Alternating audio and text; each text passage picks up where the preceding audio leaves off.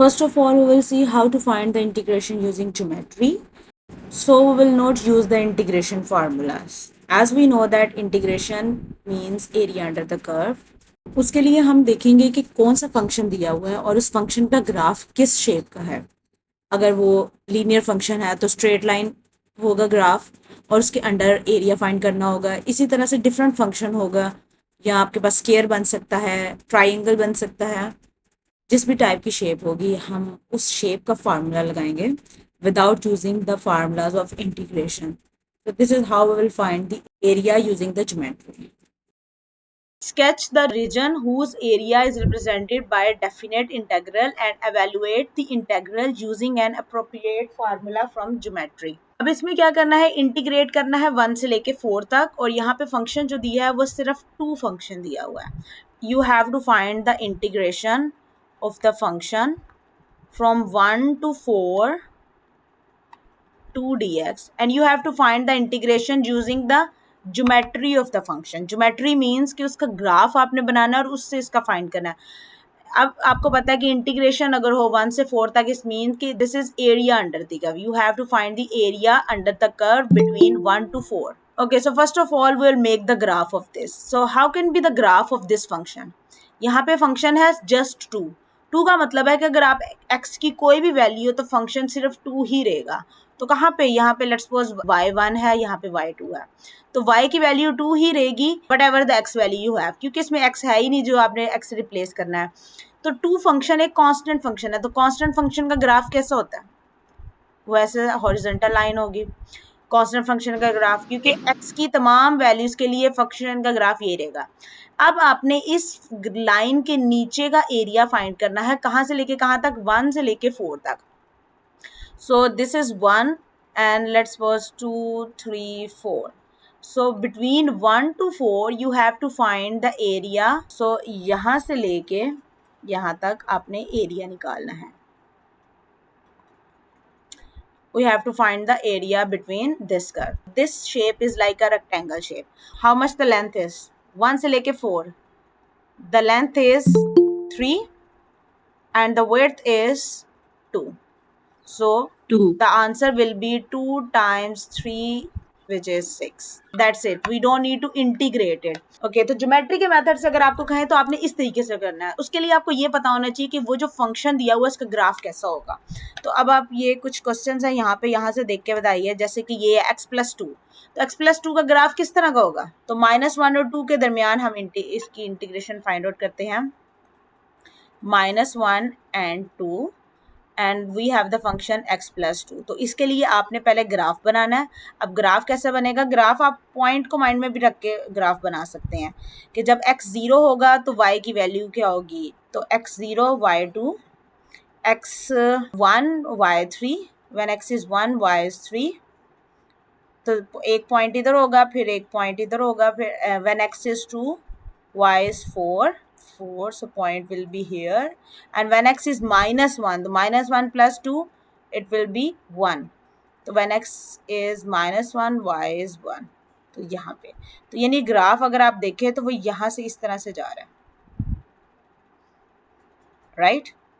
अब आपने इस फंक्शन के ग्राफ की इंटीग्रेशन फाइंड आउट करनी है बिटवीन -1 एंड 2.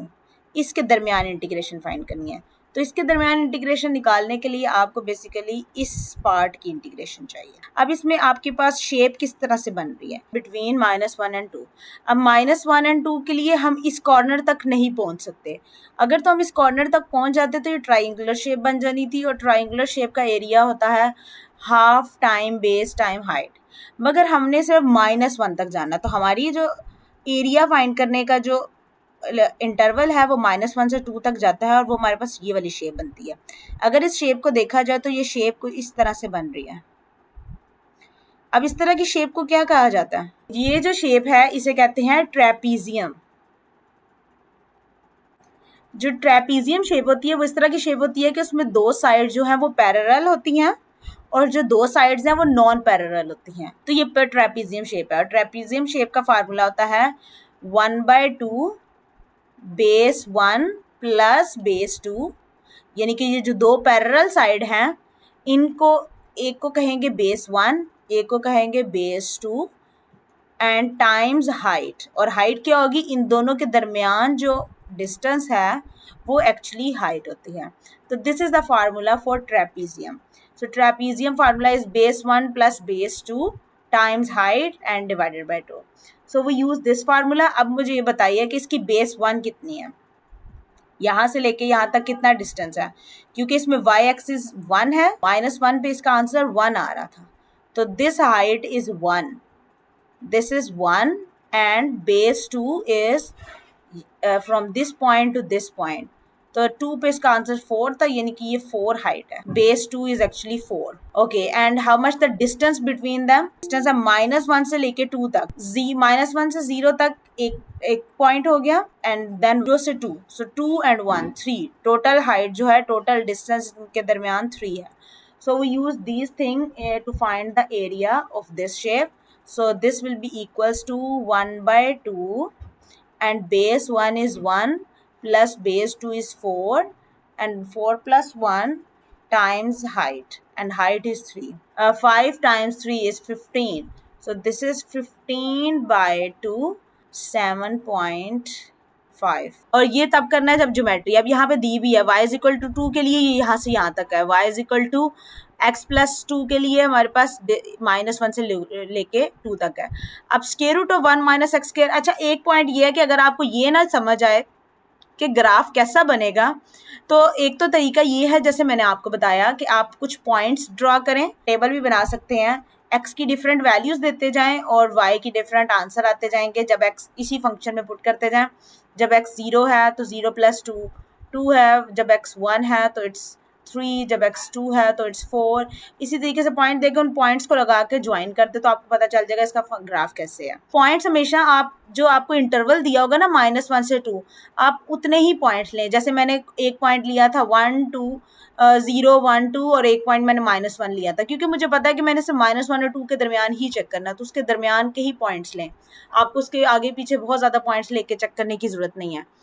एक तो ये तरीका। दूसरा ये तरीका, अगर आप घर में बैठे कर रहे हैं और आपको पता है कि हाँ ठीक है मैं इस तरीके से कर लूँगा, the other way is you can make the graph by using dismiss graphic calculator. जैसे कि अगर मैंने इस फंक्शन का ग्राफ चेक करना है, अब उस ग्राफ में आपने सिर्फ जो इंटरवल है उसके दरमियान वाला पोर्शन ही देखना है, आपको इधर उधर देखने की जरूरत नहीं है। स्क्वायर रूट, ठीक है, स्क्वायर रूट के अंदर है हमारा graph 1 minus x square and then it's a bracket close. So the graph is look like this, you can clearly see। एक तो आप पॉइंट बना के कर सकते हैं, दूसरा आप इस तरीके से भी देख सकते हैं। अब हमने क्या ग्राफ करना है, इसको क्लोज करेंगे तो आपको पता चल जाएगा कि हमारा जो पॉइंट है वो है 0 से लेके 1 तक। तो हमने सिर्फ 0 से लेके 1 वाला पोर्शन देखना है, तो इसमें 0 से लेके 1 तक पोर्शन ये वाला आ रहा है। ये कौन सी शेप बन रही है, हम इस पे कौन सा फार्मूला लगा सकते हैं? ये टोटल तो सेमी सर्कल शेप बन रही है, ठीक है, लेकिन उसका भी हाफ है। तो बेसिकली हमारे पास जो फार्मूला है to find the area of circle वो होता है पाई आर स्क्वायर। अगर आपके पास सेमी सर्कल हो तो वो होगा pi r square divided by 2, but अब ये इसका फोर्थ पार्ट है तो ये हो जाएगा pi r square divided by 4। Circle का फोर्थ पार्ट है तो इट मीन्स कि इसमें pi r square divided by 4 ये है एरिया फार्मूला। तो आप ये इसमें यूज करेंगे। अब इसमें आर क्या होगा, तो आर ये डिस्टेंस है यहाँ से लेके यहाँ तक, ये डिस्टेंस यहाँ से क्लियरली आप देख सकते हैं 0 से लेके 1 तक, और आपका इंटरवल भी 0 से 1 तक ही है, तो इसका रेडियस आर है और वो आप वैल्यू रखें, आर की वैल्यू यहाँ पे रखें 1 स्क्वायर और ये हो जाएगा pi by 4। Pi by 4 is the area of this question from 0 to 1 square root of 1 minus x square dx। तो यानी कि इसमें हमें इंटीग्रेट करने की जरूरत नहीं पड़ रही, हम इसी तरीके से डायरेक्टली फाइंड आउट कर लेंगे। तो ये जो 13 से लेके 16 तक के क्वेश्चंस हैं, इन सब में ये देखें फंक्शन है, इसमें x फंक्शन है सिर्फ, इसमें 1 माइनस 1/2x है। एक तो तरीका मैंने आपको बताया कि टेबल बना के आप ग्राफ बना लें, और दूसरा तरीका ये है कि आप ग्राफिक कैलकुलेटर में ग्राफ बनाएं, उसमें से देखें कि इस इंटरवल जैसे 0 से पाई वाला इंटरवल है।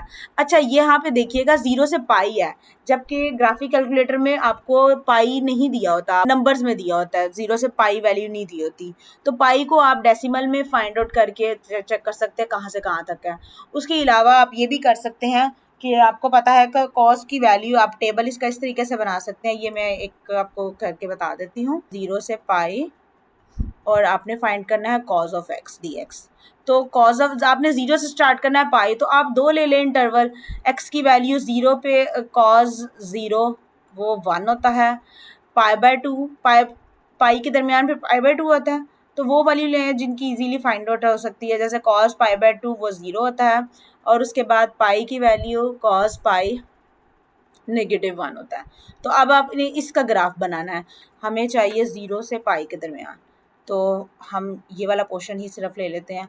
तो x 0 पे 1 है, और वैसे भी साइनोसाइडल ग्राफ होता है कॉज और साइन का, तो x 0 पे 1 है, और यहाँ पे हम पाई/2 ले लेते हैं, और ये पोर्शन हम एक हाफ सर्कल ये है पाई, इस 1 फिर 0 एंड देन -1, तो -1 को नीचे लेंगे, -1 यहाँ पे 1, तो ग्राफ किस तरीके से बनेगा,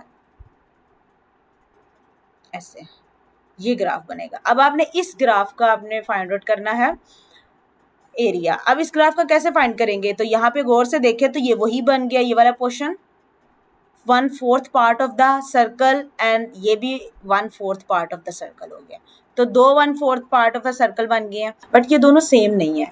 इसमें देखें तो ये एक्स एक्सिस की अपवर्ड्स डायरेक्शन में है, और ये एक्स एक्सिस की डाउनवर्ड डायरेक्शन, तो दोनों को सेम डायरेक्शन में रखने के लिए हम इसको ऊपर की डायरेक्शन में अगर इसे मूव करवाते हैं तो ये रिफ्लेक्ट हो गया, इससे ऊपर की तरफ रिफ्लेक्ट हो गया, और जब एक एरिया रिफ्लेक्ट होता है तो आपको पता है कि उसके साथ फिर नेगेटिव साइन लगता है, तो एक ये 1/4 पार्ट ऑफ सर्कल आ गया, और एक ये 1/4 पार्ट ऑफ सर्कल आ गया, जो कि ये ऊपर वाले डायरेक्शन में अभी है। और इसका रेडियस क्या होगा, बिकॉज रेडियस ऑफ सर्कल अगर हम इसको इससे कंप्लीट करें तो ये आपके पास रेडियस सर्कल आ जाता है 1, तो रेडियस इसका 1 होगा, और इसका भी रेडियस 1 ही होगा, because we have already shifted upward.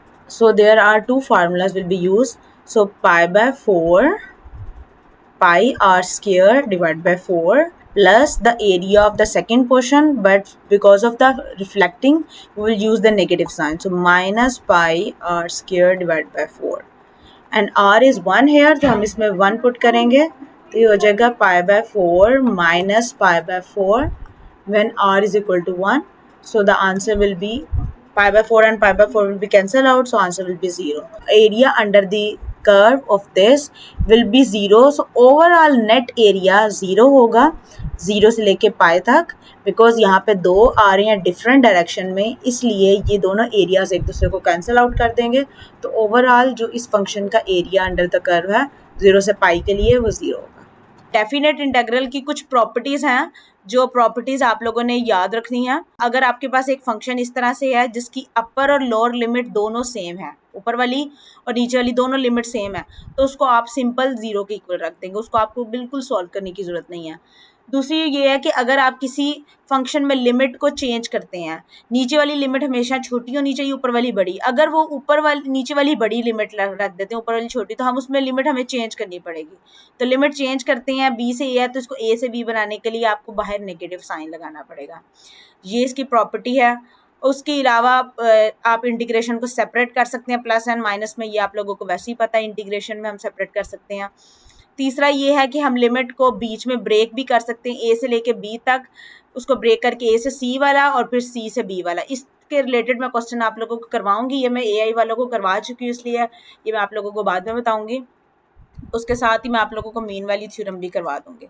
Average value find करने का तरीका ये एक फार्मूला है, ये आप लोगों ने फार्मूला याद रखना है, 1/b minus A and integration of F of x, यानी कि हम इंटीग्रेशन लें और उसको डिवाइड कर दें b माइनस ए से, upper limit minus lower limit से, तो वो उस फंक्शन की एवरेज वैल्यू निकल आती है। बहुत इजी है, सिंपल है। कोई भी क्वेश्चन यहाँ पे let's suppose square root of x लिया, इसको 1 से 4 इंटरवल में फाइंड आउट करना है, तो क्या आपने करना है 1/b माइनस ए, तो ये जगह 4 - 1 और ये 1 से लेके 4 स्क्वायर रूट है। अब इंटीग्रेशन लेने का तरीका वही है, पावर रूल लगाएंगे, x पावर 1/2 + 1 3/2, और ये 3/2 हो जाएगा, ये ऊपर जाके 2 ऊपर चला जाएगा, तो ये वैल्यू आ गई, और साथ ये 1/3 आ गई। तो ये जो आपका आंसर आया है सॉल्व करने के बाद, this is the average value function, that's it. इसमें कोई भी हार्ड एंड फास्ट रूल नहीं है, सिंपल है। एवरेज वैल्यू फंक्शन हम इसी तरीके से फाइंड कर लेंगे।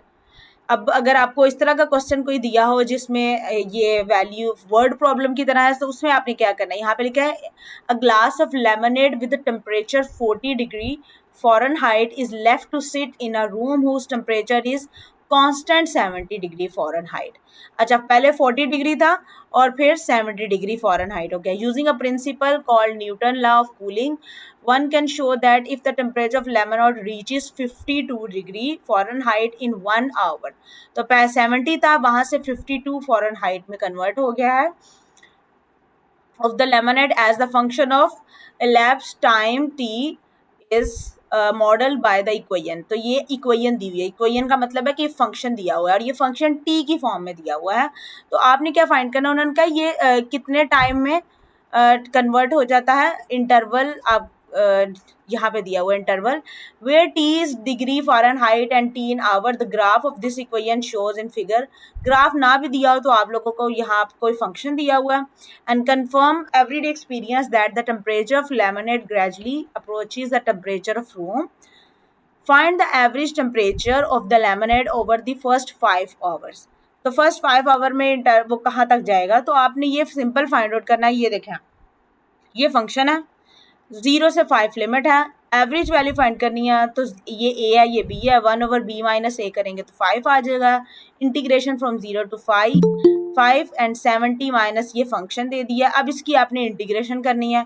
इंटीग्रेशन आप लोगों को इन्होंने यहाँ पे सब्स्टिट्यूशन लगाई है. सब्स्टिट्यूशन के बगैर भी आप इंटीग्रेशन कर सकते हैं अगर आप लोगों को पता हो. इंटीग्रेशन सिंपल कर देंगे, 70 की हो जाएगी 70t और यहाँ पे ई पावर की इंटीग्रेशन क्या हो जाएगी, -0.5t है, तो डिनोमिनेटर में भी -0.5 आ जाएगा जब आप इंटीग्रेशन लेंगे. तो आपको ये सब्स्टिट्यूशन लगाने की जरूरत नहीं है, आप सिंपल इंटीग्रेशन लें और उसके बाद अपर लिमिट और लोअर लिमिट पुट कर दे तो आपका आंसर आ जाएगा. जैसे ये एग्जाम्पल 4 भी आप लोगों ने करनी है, एग्जाम्पल 3 मैंने आप लोगों को बता दी है और एग्जाम्पल 2 भी आप लोगों ने करनी है और ये एग्जाम्पल 1. इसमें भी देखें आपको इंटरवल दिया 0 से पाई और फंक्शन है 2 प्लस कॉज ऑफ टी. तो बस ऐसे ही सिंपल आपने फाइंड आउट करना है, कोई भी डिफिकल्ट चीज़ें नहीं है उसमें, जैसे आपने पहले किया वैसे ही करना है. कि जब आप सब्स्टिट्यूशन करते हैं, जैसे कि ये फंक्शन है x स्क्वायर प्लस 1 क्यूब, अब आपने यहाँ पे u ऐड कर लिया, इसको x स्क्वायर प्लस 1, मगर ये याद रखिएगा कि ये जो लिमिट है 0 से 2, ये लिमिट x की लिमिट है, u की लिमिट नहीं है. तो इसको जब आप कन्वर्ट करेंगे u में, तो तब उस टाइम आपने लिमिट को नहीं यूज़ करना. इन क्वेश्चन में क्या होता है कि आपको लिमिट भी चेंज करनी पड़ती है अगर आप लिमिट को साथ ही लेके चल रहे हैं. देखिए यहाँ पे 2 मेथड लिखे हैं. एक मेथड ये है कि आपने u को सब्स्टिट्यूट किया और जब आपने इसको सॉल्व किया तब कोई भी लिमिट यूज़ नहीं हुई और इसको पूरा सॉल्व करने के बाद एंड पे लिमिट यूज़ की है और आंसर ले आए हैं. लेकिन अगर आप साथ साथ ही लिमिट लेके चलते हैं, जैसे कि मेथड 2 में उन्होंने बताया, अगर आप साथ साथ ही लिमिट लेके चलेंगे तो उसके लिए फिर आपको लिमिट भी चेंज करनी पड़ेगी. u देखिए ये x की लिमिट थी 0 से 2, तो वो जब u की लिमिट बनी तो वो 1 से 5 बन गई. जब x 0 था तो u 1 बन गया और जब x2 था u 5 बन गया. तो लिमिट, तो मैं आप लोगों को सजेस्ट ये करूंगी कि अगर आप कोई भी क्वेश्चन सॉल्व कर रहे हैं तो उसको u को आप ऐसे ही लेके चलें, u को लेके चलें और लिमिट को छोड़ दें. जब सॉल्व हो जाए तो उसके बाद लिमिट करते हैं. इसमें मैं एक क्वेश्चन सॉल्व करती हूँ, जैसे कि यही वाला ले लेते हैं, x 0 से 2 x square plus 1 cube dx. अब क्या करना है, हमने u लेट करना है, u को हम लेट कर देते हैं x स्क्वायर प्लस 1. तो du क्या बन जाएगा, 2x और साथ dx.